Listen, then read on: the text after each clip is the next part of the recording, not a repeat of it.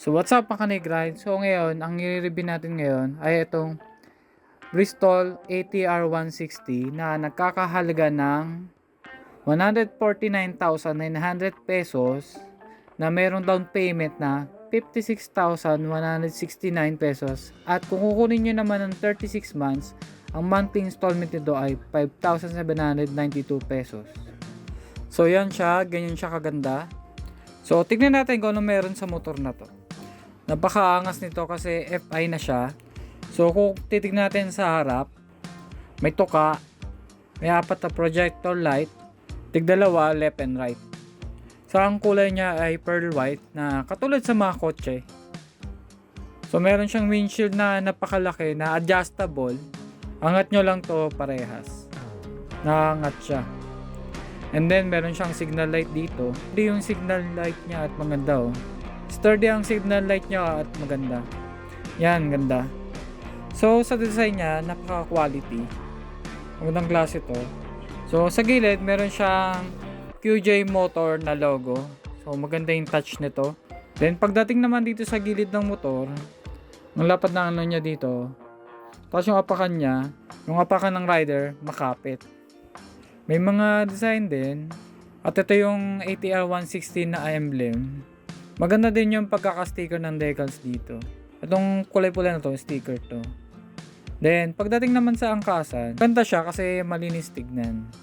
Pagdating naman sa grab bar, ang ganda nito. Kaya siya maganda kasi hanggang dito yung design niya sa baba.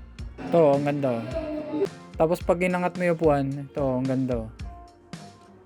Pagdating naman sa itsura ng pang air filter, meron siya nakalagay na hybrid. So, itong motor na to ay hybrid. Tapos yung panggilid, maporma din yung panggilid niya. At meron din nakalagay na QJ Motor na brand. So, ito yung cover, tinatanggal to pag nagpapalinis kayo ng panggilid. So, ito yung shock niya na may baso. May nakalagay na QJ Motor. Tapos, dalawa siya. Dating naman sa taillight, yan siya, ganyan yung itsura niya. Tapos, meron ding ilaw dito sa ilalim para makikita yung plaka nyo kapag gabi. Yung signal light dito sa likod, kung titignan nyo, kamukha na rin sa harap na LED din. So, tatlong LED siya. So, dito naman tayo sa right side ng motor. So, ito yung pipe niya. Para siyang stainless. So, ito naman yung heat guard. Yung heat guard niya, gawa sa plastic. Then, ngayon ko lang siya nakita na meron siyang tapalodo. So, tingin naman tayo sa gulong, sa unahan. Sa unang tingin, iisipin mo na hindi siya tubeless kasi nakarayos siya. Pero kung titignan mo mabuti, meron siya, yung spokes niya hindi nakapasok sa loob, kundi nasa gilid siya ng mugs. Kumbaga nakalabas yung ano niya, spokes niya, hindi na sa loob talaga. Tsaka makapal yung rayos ng spokes niya. Kaya for sure, yung gulong nito ay tubeless. So ang size ng gulong sa harap ay 110/80, size 14. Yung gulong niya. So CS tire siya, magandang klase din to. Pagdating naman sa caliper, may sarili silang brand. Hindi ko alam kung ito talaga yun, pero nakalagay QJ Motor. Then dual piston caliper siya. Tapos yung disc brake naman niya, hindi siya common na bilog. Parang siyang flower.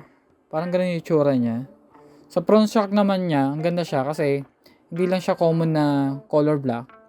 So color niya bronze. Tapos naka-inverted pa siya. Kaya mas elegante siyang tignan.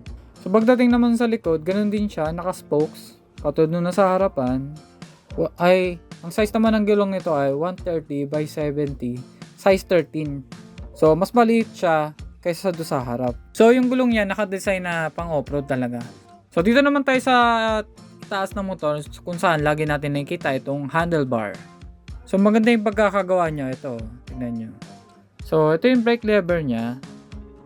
Tapos meron siyang adjustment na 1, 2, 3, 4.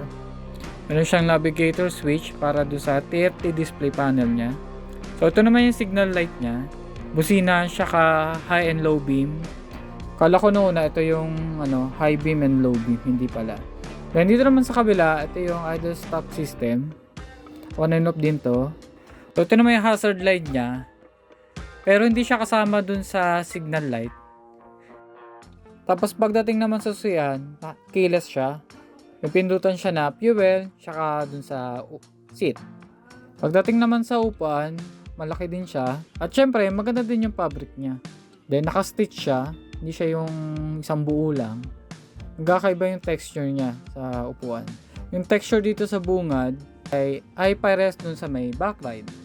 Pagdating naman sa compartment, dito yung nakalagay yung battery para madali lang siyang palitan in case na masira, ma-drain, malobat.